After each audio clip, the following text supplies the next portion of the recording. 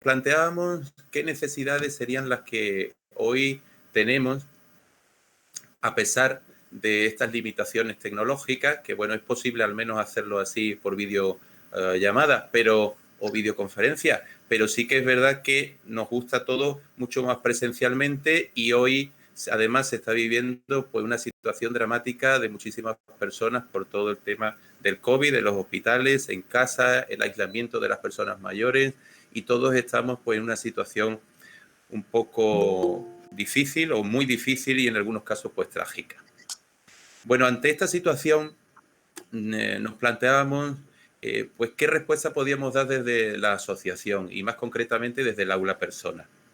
Entonces era necesario que relacionáramos pues todo esto, ¿no? Y cómo podíamos incluso plantearlo desde una mística y darle una profundidad para que no solo fuese algo pues que todos estamos deseando superar y que pase cuanto antes. Y un poco volver a aquella normalidad y desde esa normalidad pues parece como que nada haya ocurrido y seguimos nuestra vida ordinaria. Bien, pues desde la asociación también uno de los valores clave que nos identifica es el de la acogida y el de la hospitalidad, ¿no? Pues cómo ser capaces de mezclar todo esto. De tal manera que nos andábamos un poco por esa situación pensando cómo dar respuestas desde todos estos valores que os he dicho y nos llega pues Luis. Y llega Luis con un libro que publica titulado Es nuestro momento, el paradigma del cuidado como desafío educativo, que por cierto os digo que está editado en PPC y que vale en torno a 20 euros, que si alguno podéis comprarlo, maravilloso el libro, ¿vale? Luis, perdona, a lo mejor he hecho publicidad, pero a libros buenos hay que hacerlo. Bien, nos llega este libro y un poco pues viene de manera providencial, porque como veis el tema habla del cuidado y nos centra en lo que queríamos, también que fuese esa mística y esa profundidad. Así que pues bueno, nos ponemos en contacto con Luis. Luis ya lo entendemos desde que es desde la familia, porque ya es la tercera vez que viene para darnos alguna conferencia. De tal manera que, bueno, pues fijaos, ¿no? Por un lado, vosotros también nos lo habéis pedido reiteradas veces, que viniera Luis, que os había gustado mucho. Por el otro lado, el libro que publica y por último, pues nuestra intención de poder dar respuesta a esta situación. Así que os lo presento, para que veáis un poco cómo se ha madurado todo, en ese horno de la providencia, a ver por qué ha llegado Luis hasta aquí. Y Luis Aranguren Gonzalo, os digo que es doctor en filosofía, licenciado en teología, formador, conferenciante, escritor, ha desarrollado labores de asesoramiento, acompañamiento en diversas organizaciones de voluntariado y solidaridad en España y en América Latina, donde continúa su tarea. Además, promotor, coordinador de la creación del Código Ético de Organizaciones de Voluntariado. Ha sido asesor tanto en la Plataforma Estatal de Voluntariado como en diversas ONGs, además de director de ediciones de la editorial PPC, director técnico del Plan Regional de Voluntariado de la Comunidad de Madrid, coordinador de voluntariado de Cáritas Española, entre otros, y actualmente formador, conferenciante, escritor, autor de 23 libros, entre algunos de ellos, este que acabo de decir, pero tiene otros muchos, o para que os vayan solando, cartografía del voluntariado, humanización y voluntariado, no te olvides de los pobres, y trabaja como consultor en el campo de la ética dentro de la educación, de la participación social y el desarrollo de las organizaciones que ponen el centro en el cuidado de la vida y la justicia social. Bueno, pues a Luis le hemos encargado esta encomienda, la de centrarnos en esa ética y mística del cuidado y de todos sus ámbitos. Y tal como nos dice él en el libro, que nos plantea el cuidado como el nuevo modo de entendernos y de entendernos a la especie humana, y la de habitar esta casa común. Adelante, Luis. Luis, ahí tienes este reto. Muchas gracias por venir. Bien. Muchas gracias, Sergio, Eduardo, familia de Asís. Para mí un lujo estar otra vez, por tercera vez, en el aula persona, que ya es una tradición y es yo creo que también tiene solera el aula persona y yo creo que gracias a vuestra terquedad, a vuestra santa terquedad de tener este espacio abierto a toda la ciudadanía, donde se pueden compartir pues, temas que fundamentalmente no salen a la palestra y normalmente no salen en medios de comunicación y que normalmente están muchas veces invisibilizados, ¿no? Empezando por el propio nombre del aula, persona. Quizá la persona es lo más valioso y lo que menos cuenta. Y vosotros tenéis la perspicacia y la agudeza para eso, sacarlo a flote, ¿no? Bien, en primer lugar, pues quiero estar cerca también de vosotras y vosotros deseando salud, porque yo creo que también en este momento es lo primero que nos preocupa y en lo que estamos, y por lo que estamos así como estamos, en cuadritos, cada uno en nuestra casa, pero deseo que estéis bien, de salud, que los que hayáis pasado igual en vosotros mismos o cerca en vuestras familias, vuestros seres queridos, la enfermedad del COVID, pues haya sido pues para bien, que haya habido recuperación. También que aquellas personas que hayáis tenido pues en vuestras familias o vecinos o amigos o amigas, seres queridos, pues también el fallecimiento, como yo creo que ya nos ha pasado a todos nosotros. Ya creo que no hay familia, no hay persona que no tenga a alguien conocido que se haya marchado, ¿no? Bueno, pues también mi cercanía, mi solidaridad, mi cariño, porque yo creo que también sería tontería ponernos aquí a hablar de las flores y hablar del cuidado y hablar de tantas cosas maravillosas cuando en realidad estamos viviendo una situación de túnel donde probablemente lo de la luz al final pues esté muy difícil, ¿no? Esté muy difícil. Bien, yo por eso se me había encargado hacer estas dos conferencias dando a esta primera parte todo lo que tiene que ver, pues eso, con las fuentes, con la mística, con el origen del cuidado, de la ética del cuidado, ¿no? Por tanto, más que una conferencia así al uso, incluso al hacerla y al plantear el PowerPoint que ahora vamos a ver y con algún vídeo, etcétera, a mí lo que me salió era una suerte de casi de meditación. Y esa meditación, pues os la voy a compartir, porque de esto yo no sé nada. Es decir, yo es lo que voy descubriendo y lo que voy trabajando, ¿no? Yo el tema del cuidado lo vengo trabajando más intensamente desde hace 4 o 5 años. Yo creo, siempre me interesó, es decir, yo creo incluso en cartografía del voluntariado hace 20 y tantos años, cuando yo empecé a trabajar los temas de voluntariado, siempre estaba la obsesión por el cuidado a las personas voluntarias y hacer el centro también del voluntariado, bueno, pues que esté la persona, ¿no? Tanto las personas con las que estamos trabajando como las personas voluntarias. Y ya aparecía muchas veces el tema del cuidado, ¿no?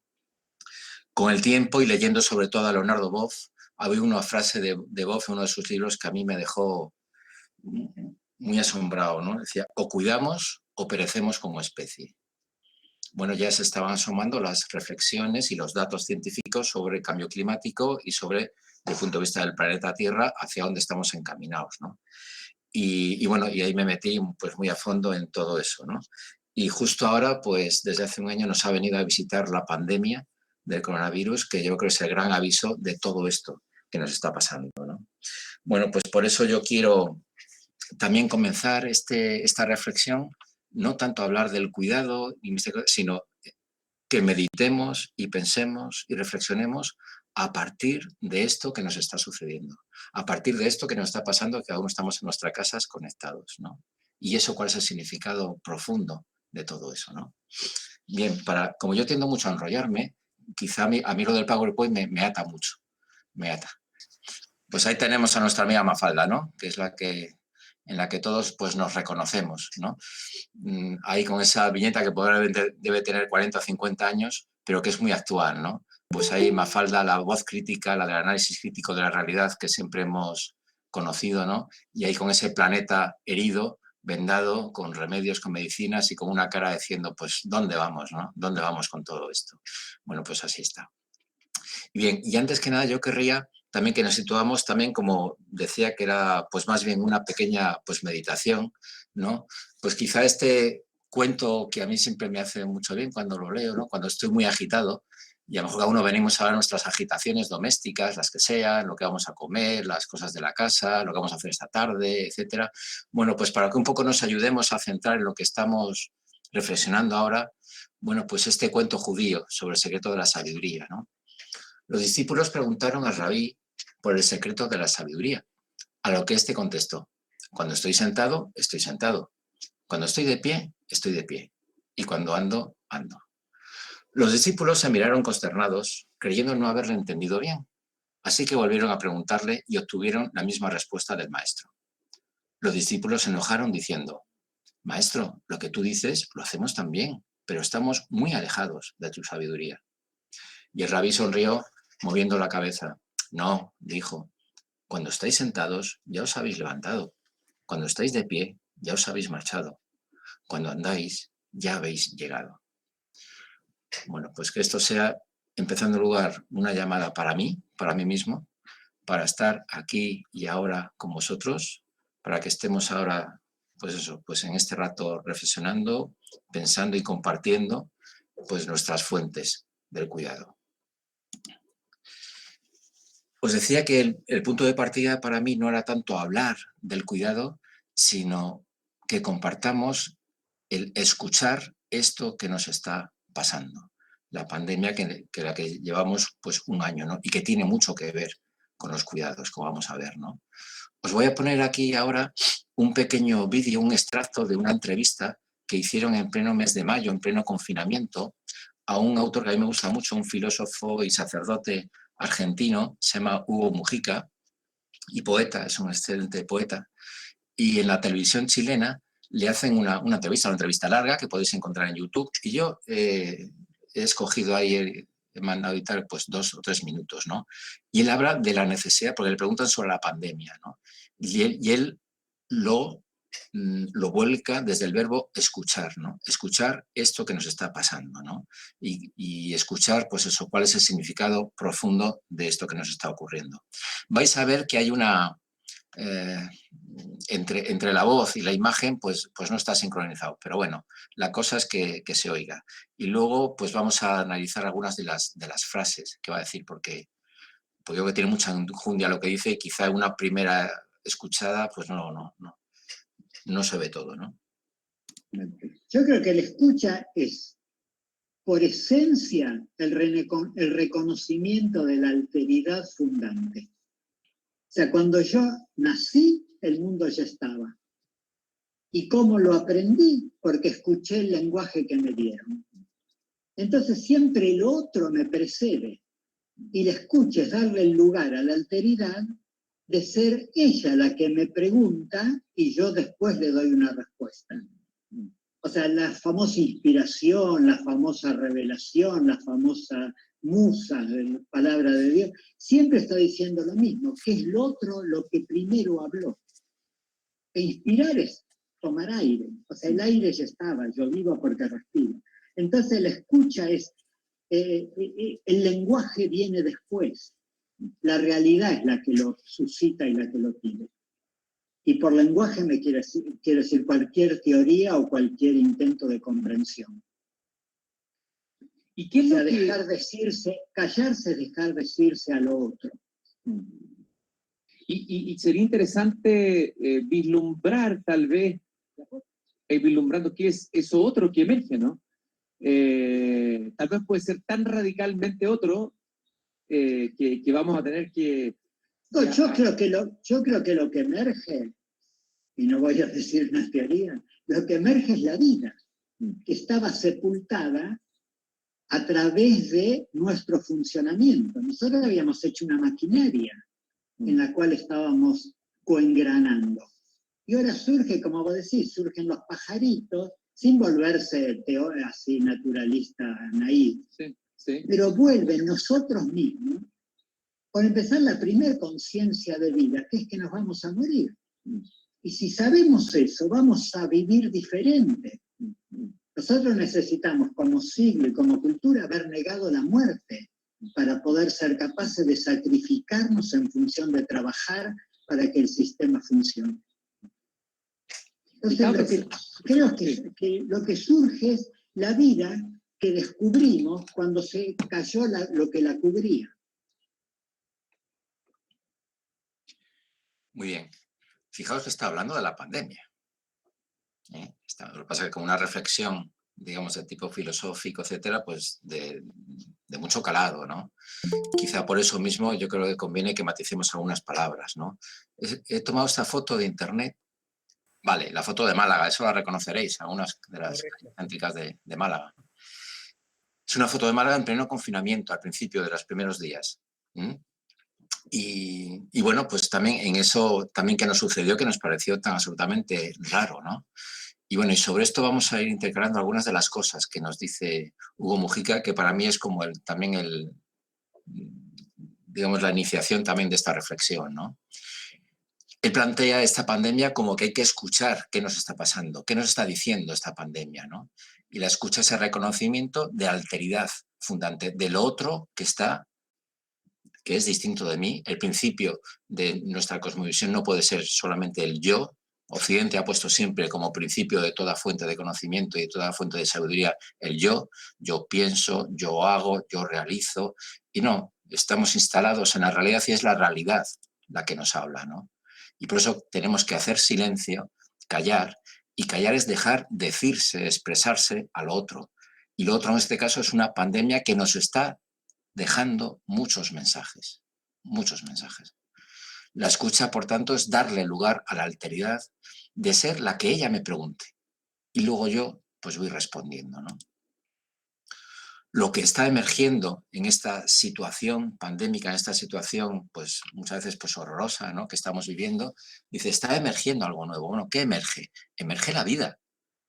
¿Qué vida? La que está sepultada a través de nuestro funcionamiento, de nuestro sistema de vida, pues tan loco, tan acelerado, tan rutinario a veces, ¿no?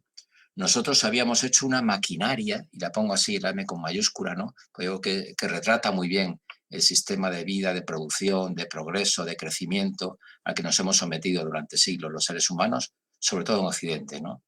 Nos habíamos hecho a una maquinaria a la que permanecemos sujetos y le vamos coengranando.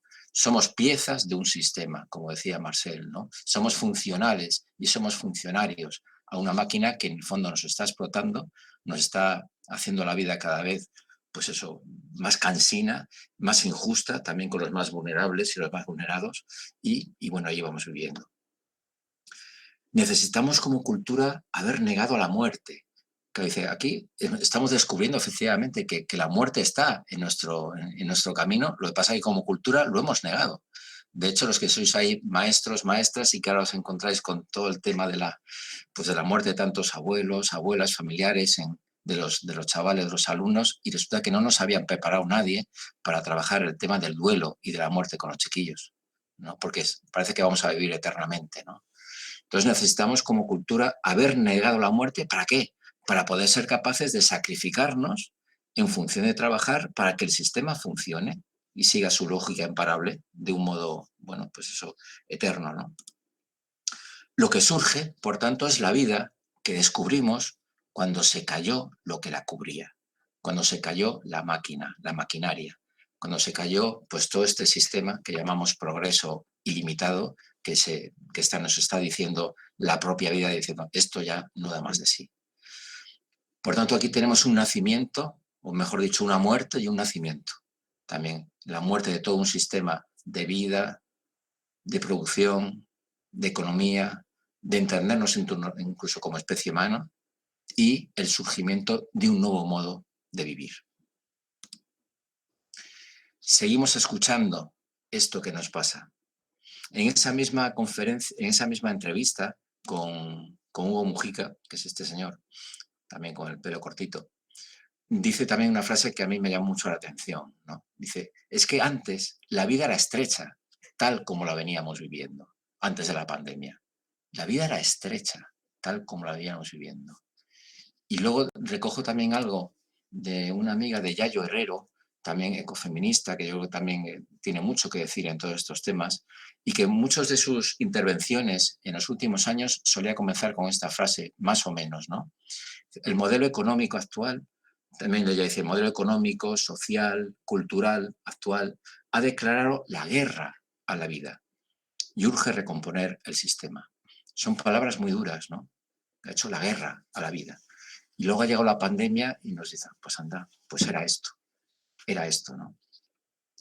Entonces, si vemos un poco, tomando sobre todo la frase de Hugo Mujica, la vida era estrecha, tal como la veníamos viviendo, pues podemos hacer una semejanza, que es esto de vida estrecha y de vida ancha, si es que hay una contraposición a esa vida estrecha, ¿no? Y la vida estrecha pues tiene que ver pues con aquello que ha sido Occidente a lo largo de los últimos siglos, sobre todo, pongamos de los 300 años últimos en adelante, ¿no? Y es el predominio de esa razón instrumental al servicio de un progreso económico, que lo hemos llamado así, crecimiento económico indefinido o progreso de una civilización, también un progreso ilimitado. Fijaos que la palabra ilimitado, indefinido, siempre tiene la referencia de que no tiene fin. Cuando esto es una falacia, esto es una mentira. Es decir, no podemos seguir creciendo, digamos, al ritmo que tenemos y extrayendo carbón o gas natural o petróleo, pues porque son, pues eso, pues son combustibles fósiles que tienen su fecha de caducidad, ¿no? Pero hemos puesto una razón instrumental, una razón que busca la utilidad y el beneficio, sobre todo de la parte más rica del planeta, pues para que siga adelante ese progreso económico, ¿no? Esa vida estrecha está marcada por un cortoplacismo aplastante, que busca resultados a corto plazo, ¿no? Y cortoplacismo que nos lleva, por ejemplo, ahora a preguntarnos como cosa muy importante en nuestro país, qué va a pasar con Semana Santa. Si vamos a poder tener vacaciones en Semana Santa o no. Es lo que parece que preocupa, al menos desde los medios de comunicación, ¿no? No hay, digamos, una visión un poquito más larga de la cuestión. La vida estrecha es la que pone por delante los medios por encima de los fines, ¿no? Y pues es el vivir para consumir, el vivir para pagar deudas, el vivir, bueno, pues para todos los medios que nos hemos puesto, pues por encima de todo, ¿no? Y los fines, es decir, las necesidades básicas del ser humano, que tienen que ver con salud, con bienestar, con educación, con vivienda, etcétera, bueno, pues eso no aparece. La vida estrecha está basada en unos valores que tienen que ver con el dominio, con el control, con el éxito. Fijaos el dominio del otro, las relaciones humanas, ¿no? Pues cómo tiene que ver muchas veces en ese dominio o el control de unos con otros, ¿no? El control, fijaos ahora con el mundo del teletrabajo, ¿no? Y resulta que tantos jefes y jefas están sin papel porque no pueden controlar a sus... Yo me estoy encontrando con mucha gente, compañeros, amigos y amigas, que están en esto del teletrabajo y tal, y dicen, es que mi jefe está tal, no saben qué hacer para controlarnos, ¿no? Porque se ha basado en una relación que no ha tenido en cuenta la confianza, sino el control, ¿no? Y el éxito, y aquí hago una llamada a los educadores, ¿no? Nuestros sistemas educativos están planteados desde y para el éxito individual. El éxito en el mercado de trabajo, el éxito profesional, etcétera, ¿no? El ser el primero, ser mejor que los demás. Ese ser mejor es realmente lo mejor. Es realmente éticamente lo mejor para el ser humano, para cada persona. Bueno, todo eso tiene que ver, voy un poquito rápido porque tampoco me quiero centrar mucho en esto, ¿no? Tiene que ver con lo que yo llamo la civilización de la conquista, ¿no? Que es la civilización que nos ha marcado, digamos, sobre todo en nuestra civilización occidental, en los últimos 300 años, aunque esto es algo que viene de 10.000 años desde atrás para adelante, ¿no? Pero esa es la conquista, la civilización del guerrero, la civilización del cowboy, ¿no? Donde, pues eso, estamos en la continua competitividad de unos con otros, ¿no? Y que tiene esos valores, digamos, del progreso, del crecimiento. Todo esto configura también el paradigma de la conquista. Paradigma quiere decir, pues, una manera de ordenar la realidad y de instalarnos en ella. Esto es el paradigma, ¿no? Entonces estamos todos ordenados, todos nuestros estudios, nuestra educación, nuestra cultura, nuestra economía, nuestra política, está ordenada a esto, ¿no? Hasta que esto ha estallado. La pandemia ha hecho estallar todas las costuras de todo esto.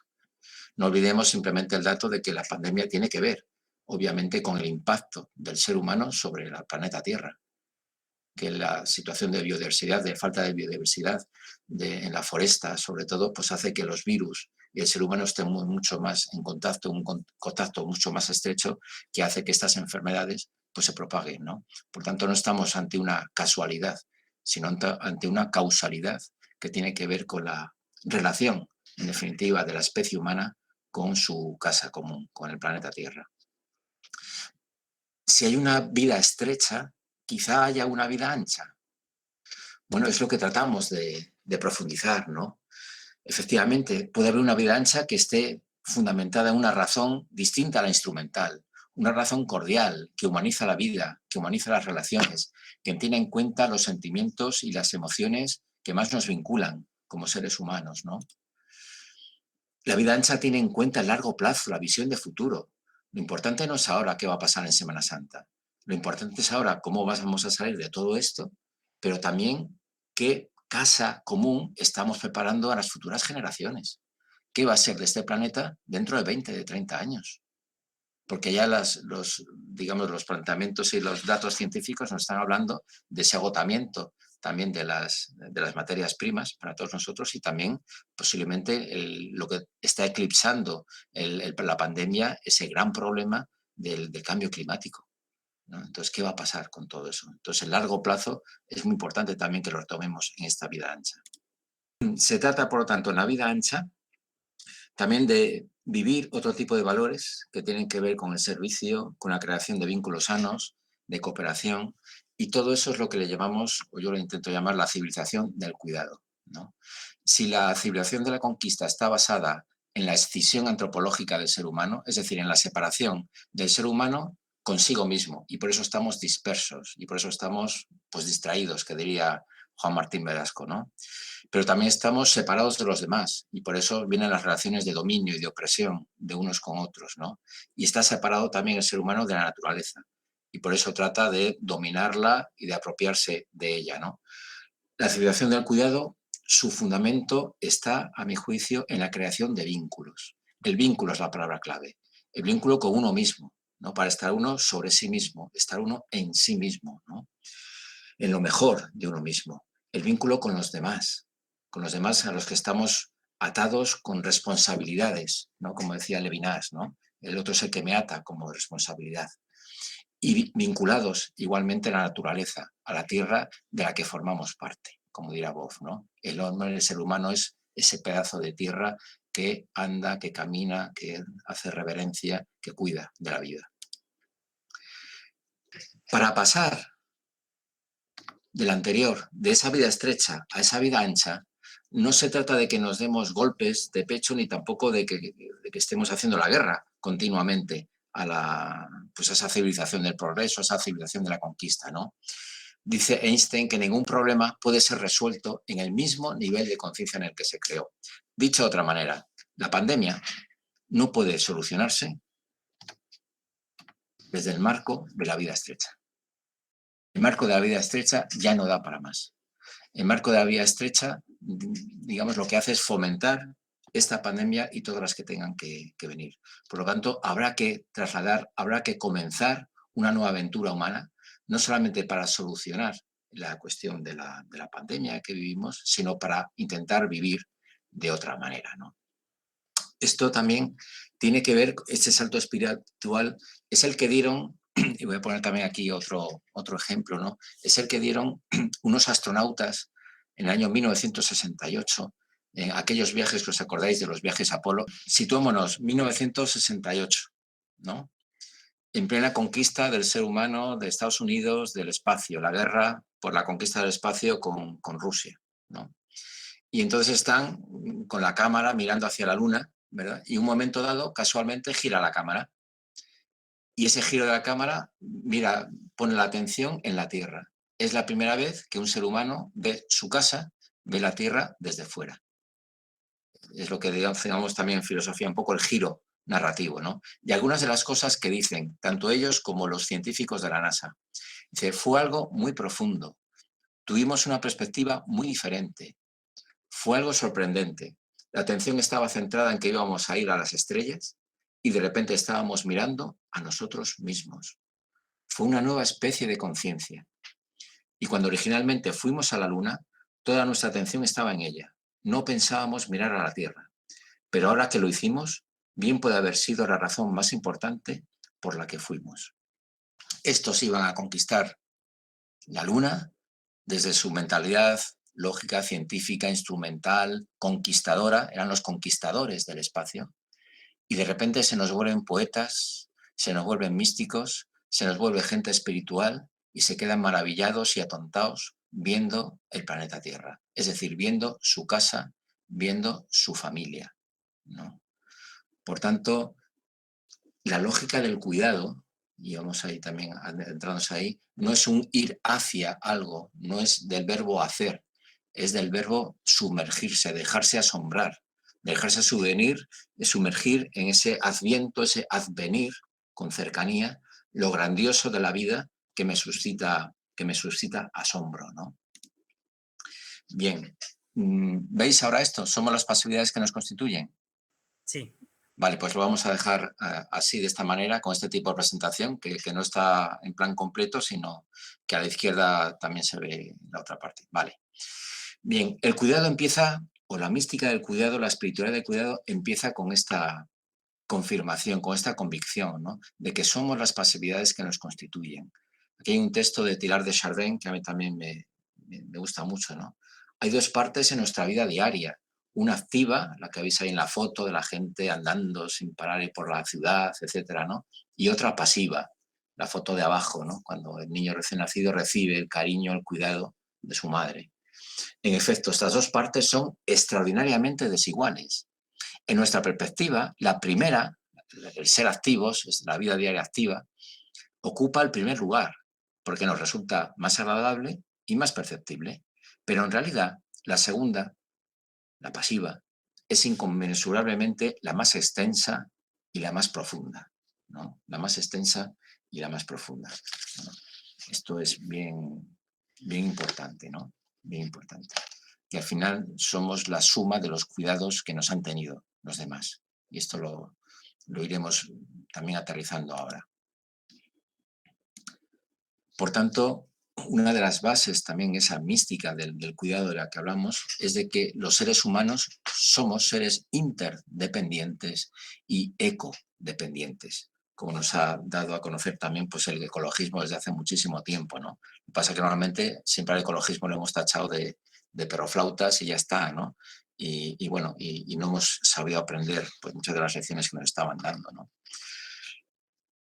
Este ser interdependientes y ecodependientes es lo que en Laudato Si el Papa Francisco pues, ha dejado ahí por escrito, ¿no? Que yo creo que es la gran carta magna también de la mística del cuidado, ¿no? Laudato Si, ¿no? Ahí se nos dice que, bueno, que la mística es todo aquello que nos permite reconocer, todo aquello que nos une, que nos vincula, que nos religa, que nos integra, ¿no? De alguna forma, tenemos que ser conscientes que hay que en esta imagen preciosa, ¿no?, de las estrellas, ¿no?, pues aquello que hemos leído muchas veces, ¿no?, que nosotros también los seres humanos somos polvo de estrellas, de que el universo está poblado por esos 4 elementos químicos fundamentales que forman también nuestra arquitectura biológica. Nitrógeno, oxígeno, carbono e hidrógeno constituyen la materia prima de las estrellas, pero también de nosotros, de la misma vida humana, ¿no?, combinados de distinta manera, pero formando la misma base, ¿no? Por tanto, la mística del cuidado contempla esta realidad de asombro, de admiración y también desde la convicción, por tanto, de que que urge un nuevo modo de habitar el mundo, como dice el Papa Francisco, concibiendo el planeta como patria y la humanidad como pueblo que habita en una casa de todos, ¿no? Esa conversión ecológica a la que nos llama también el Papa Francisco, ¿no? Bueno, es la inmersión en la conciencia de reconocer todo lo que hemos recibido, todo lo que no tiene que ver con nuestras conquistas, con nuestras apropiaciones, con nuestros controles, con nuestras seguridades, ¿no? Y por tanto renunciar a toda forma de conquista. La mística del cuidado, en esta contemplación también de esta galaxia, de esta noche estrellada, de estas estrellas, nos sumerge en la lógica de la gratuidad y de la gratitud. Es saber tener conciencia, tener la experiencia de que estamos relacionados con lo vivo y con la fuente de vida, y que por tanto no podemos contemplar el mundo desde fuera, sino formando parte de él mismo, ¿no? En la Carta de la Tierra, escrita en el año 2000 por Leonardo Boff y otros muchos intelectuales, científicos, filósofos, teólogos, etcétera, que es una pieza yo creo que ahora que tendría que estudiarse en todos los colegios, ¿no?, la Carta de la Tierra, se nos advierte ahí que estamos ante un nuevo despertar de la humanidad, que es el despertar de una nueva reverencia ante la vida. La palabra reverencia también tiene esa connotación sagrada, ¿no?, de un postrarnos ante lo sagrado de la vida, ¿no?, aquello que hemos despreciado muchas veces y que tiene que ver pues, con lo sagrado de la vida. Desde esta mística del cuidado podemos tener acceso también a claves de tipo antropológico, ¿no? Es decir, el cuidar de los otros, cuidar de los demás, cuidar de la gente más vulnerable de la comunidad, es lo que nos ha hecho humanos. Fijaos que en las excavaciones de Atapuerca, en Burgos, aparecieron también en las excavaciones de estos últimos años, pues piezas muy importantes, ¿no? ¿Os acordáis de ese cráneo que lo descubrió en el año 1992, que lo llamaron Miguelón, en honor a aquel Miguel Indurain, el ciclista, ¿no? Que es un poco nuestro tatarabuelo, ¿no? El tatarabuelo que tiene más de 450.000 años, ¿no? Bueno, pues bien, descubren al bueno de Miguelón que haciendo análisis también de los huesos, etcétera, pues con todos los medios técnicos que hay al alcance, que este bueno de Miguelón tenía un montón de infecciones bucales, incluso tenía la mandíbula perforada, ¿no? Es decir, no podría masticar alimentos. Alguien en su comunidad le cuidó y hizo de turbis, ¿no? Le hizo pues eso, ese triturar los alimentos. Lo que pasa es que como no había enchufes ni electricidad, pues con su propia boca, y desde ahí se lo daba de comer al bueno de Miguelón, ¿no? También, pocos años antes, habían descubierto un fémur de una persona adulta, pero que había padecido polio, la enfermedad de polio. Claro, en aquellas circunstancias, en las cavernas, en las cuevas, solamente viviendo de la caza, de la recolección, pues en un entorno hostil, esta persona no podía haber llegado a ser adulta, ¿no? A no ser que la comunidad se hubiera hecho cargo de ella cuidándola. Por tanto, el cuidado ya está también desde el fondo de los tiempos en nuestro desarrollo como especie humana, ¿no? Probablemente aquellos hombres y mujeres del Neandertal y de las cuevas, que normalmente los tenemos como el tópico de gente muy salvaje, de gente muy ruda y tal, probablemente eran muchísimo más solidarios que todos nosotros, ¿no? Cuidar, por tanto, no es solamente una opción, es un dato antropológico, es un dato de nuestra realidad antropológica, ¿no? Somos, por tanto, hijos e hijas del cuidado. El cuidado es el que nos hizo humanos, ¿no? Tomando aquellas palabras de nuestro buen amigo Carlos Díaz, de soy amado, luego existo, pues también podríamos decir, soy cuidado, luego existo, ¿no? En la tribu Ubuntu de Sudáfrica, de la que pertenecieron tanto Nelson Mandela como Desmond Tutu, ¿no? Pues está esta filosofía Ubuntu, que es una filosofía absolutamente personalista y comunitaria, ¿no? Como decía, de que yo soy gracias a ti, ¿no? Solamente nos podemos entender en clave de encuentro y de relación. De hecho, en las tribus de ese norte de Sudáfrica, el saludo más común es una expresión que es sabubona, que significa nosotros te vemos, nosotros te vemos. Y a ese saludo la tribu responde diciendo sikona, que quiere decir estamos aquí. Y ese orden del diálogo es muy importante, porque mientras que no me hayas visto, no existo para ti. Y si no te saludo, no existes, ¿no? Bueno, esa clave de que soy persona porque gracias a ti me completo, porque tú me completas, ¿no? El principio de mi identidad está en el tú que eres y en el tú sobre todo que sufre, ¿no? Bueno, pues es un principio fundamental, ¿no? Por lo tanto, y volviendo también a lo de el comienzo de la conversación, ¿no? La fuente del cuidado no está en el mucho hacer, sino en las pasividades que nos constituyen como personas. En la suma, como dice mi amigo Josito, el vicario del Pastoral Social aquí de Madrid, ¿no? Cada persona somos la suma de los cariños que hemos recibido a lo largo de la vida, ¿no? Entonces, cada uno tendrá que hacer acopio de esos cariños y de esos cuidados recibidos. Por tanto, la ética del cuidado, que también hablaremos el próximo día, de cuidado a uno mismo, a los demás, próximos, a los extraños, al planeta, presupone una cierta mística del cuidado, como hemos ido diciendo, de reconocimiento, de formar parte de un todo, de asombro, de admiración, de saber escuchar todo esto que nos está pasando, ¿no? Por eso tenemos que beber en estas fuentes del cuidado. Cuidado nos modeló como seres humanos, ¿no? Es nuestro compañero de camino. Es porque el cuidado, y donde hay fragilidad, ahí hay cuidado, ¿no? Y no hay cosa más frágil que los seres humanos. Por eso los seres humanos somos hijos e hijas del cuidado, y no de la prepotencia, y no de la absoluta seguridad, no de la certeza. somos también compañeros de la incertidumbre, del no saber, como nos está pasando ahora, también con la pandemia, ¿no? Esa incertidumbre y ese no saber también entre nosotros, ¿no? Sí, pues. Y de ahí que nosotros seamos esos cuidadores de la vida, ¿no? Y ahí está, pues eso, desde las personas voluntarias, en nuestros haceres también, obviamente desde esa situación de ser receptores de cuidado, de esa conciencia de que hemos sido cuidados por tanta gente de nuestra propia familia, por la gente que nos ha visitado a lo largo de nuestra vida, y también eso es lo que nos ha impulsado a ser cuidadores de otro, de lo otro, de los otros, de los demás, y ser cuidadores, en definitiva, de esa vida que se nos ha dado.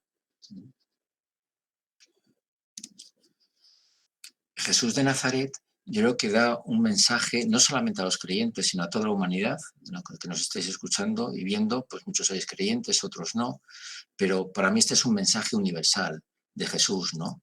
Cuando se pronuncia ese Efetá al enfermo, ¿no? Al que está ciego, y le unta con barro y saliva pues, los ojos y le invita a abrirse, ¿no? Efetá es esa palabra que la traducción que se nos ha hecho normalmente es ábrete, como una especie de imperativo, ábrete, ¿no? Pero más bien hay otros autores también especialistas en la Biblia que dicen, no, hay que ponerlo en forma pasiva también, ¿no?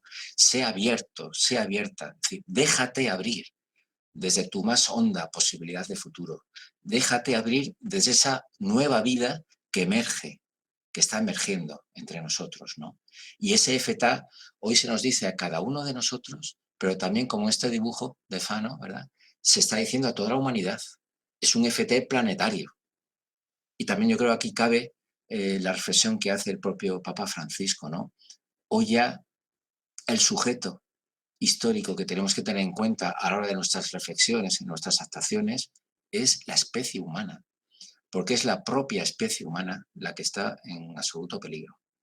Es la que tiene también, digamos, si no hacemos y no ponemos manos a la obra, la que también tenemos nuestra fecha de caducidad, también en este mismo siglo que estamos viviendo, ¿no?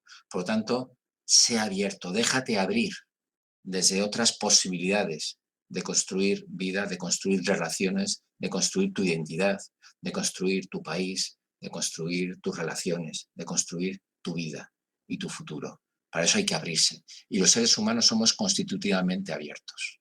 La apertura es una realidad constitutiva antropológica de todos nosotros, ¿no? Esto significa tomar conciencia y ser conscientes de nuestros aprendizajes, ¿no? Ser conscientes de que estamos llegando, como veíamos en esa vida estrecha, a una civilización, bueno, pues que está llena de escombros. Estamos en los escombros de esa civilización.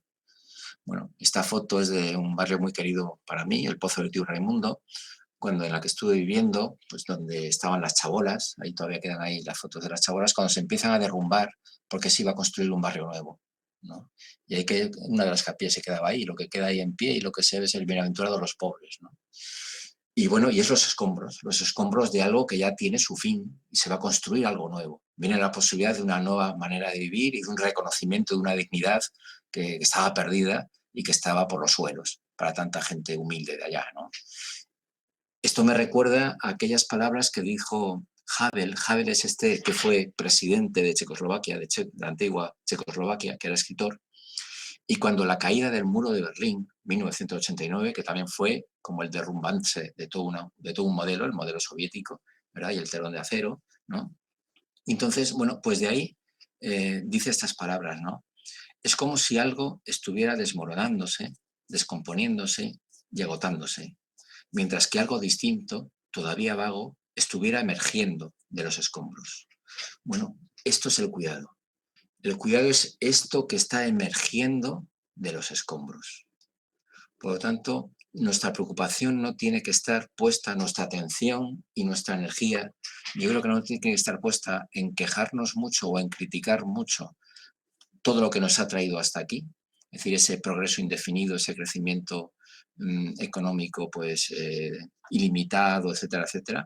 Si no se trata de combatirlo a sangre y fuego, saber que está ahí, claro que hay que combatirlo, hay que movilizarse con ello, hay que movilizarse desde la justicia, etcétera, pero sobre todo nuestra atención y nuestra energía, yo creo que tiene que estar puesto en asistir y ser parteros y parteras de este nuevo tiempo.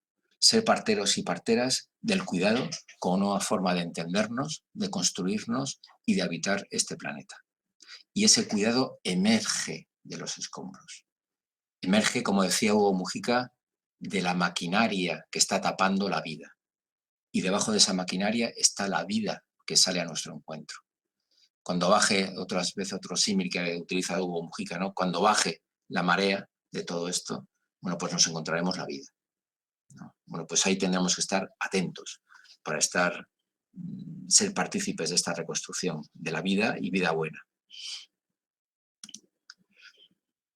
Y en estos momentos es muy importante trabajar lo invisible, porque la calidad de lo visible, de lo que vamos a hacer, de lo que estamos construyendo, depende muchísimo de la calidad de lo invisible, de la calidad de nuestra espiritualidad, de la calidad de nuestra mística, de la calidad de nuestras relaciones, de nuestros vínculos con cada uno consigo mismo, con los demás, con la tierra, ¿no? Hace unos meses, cuando también a través aquí del Zoom, de la pantalla, en encuentros que hacíamos pues con una serie de cosas, ¿no? En español, ¿no? Bueno, pues por la casualidad de la vida, pues en una reunión así por grupos, pues tuve la oportunidad de estar con gente de Argentina, Chile, Uruguay, también aquí de España, y una mujer chilena decía, pues ahora nosotros estamos preparando, vamos a ir a vivir vamos a hacer una ecoaldea cerca de Valparaíso, no sé qué, tal, y estamos ahora preparando el terreno, dijo. Y otra compañera argentina dice, ¿qué? Que estáis pues viendo dónde vais a ir, estáis poniendo una cerca, estáis roturando, pues como aquí, ¿no? Con un tractor el terreno para plantar, para hacer un huerto ecológico. Y dice, no, estamos trabajando nuestras relaciones. Y anda, pues va a ser que esto es importante.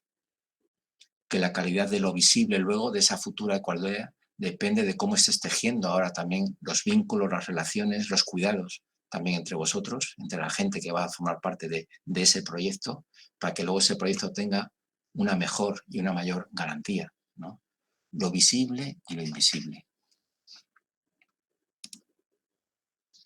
Y estamos aquí, digamos, intentando poner ese pequeño grano y que esa pequeña planta, que es el cuidado en nuestras manos, de nosotros mismos, de los demás, del planeta, como luego veremos el próximo día, ese es el don, ese es el regalo de nuestra propia fecundidad.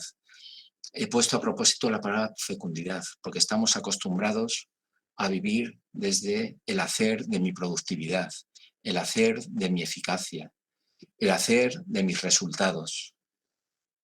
Y lo importante es ser fecundos, y ser fecundo desde nuestra vida más espiritual, más mística, en ese sentido, ¿no? Desde ese don de poder desplegar lo mejor que somos. Es ese don de desplegar la fecundidad como hemos podido hacer también en el confinamiento, ¿no? Donde también se trataba de desplegar también, pues, como decía, pues todas las tiendas de nuestra casa, todas nuestras posibilidades, también de reflexión, de conexión con los vecinos, de ayuda mutua, de tantas cosas también que nos ha traído y tantos regalos que nos ha traído también este confinamiento. Nos ha traído muchas maldades de muchas personas, pero también muchas bondades, mucha solidaridad y mucha ayuda mutua y mucho ejemplo, sobre todo de las gentes que peor lo pasan, que son los que primero se arremangan para cuidarse los unos de los otros, ¿no? Y termino. He encontrado la vacuna, dijo el profeta. ¿Cuál es?, le preguntaron. Pues otra forma de vivir, les contestó, pero le tomaron por loco. Bien, esa otra forma de vivir es, creo yo, la que viene regida por la civilización del cuidado, por la mística del cuidado, aunque de alguna manera pues nos tomen por locos, ¿no? Y que eso ya pues no cuente entre nosotros, que nos tomen por locos, pero esa locura yo creo que merece la pena. Es la locura a la que estamos invitados, la locura pues a la que también es la propia vida hoy la que nos está invitando. Posiblemente hace un año diríamos, bueno, esto es una posibilidad, entre otras, mire usted, aquí está esto del cuidado, hay otra gente que piensa de otra manera, tal. Hoy sigue siendo esa situación, pero la propia realidad nos está urgiendo a que realmente veamos esta posibilidad de futuro, ¿no?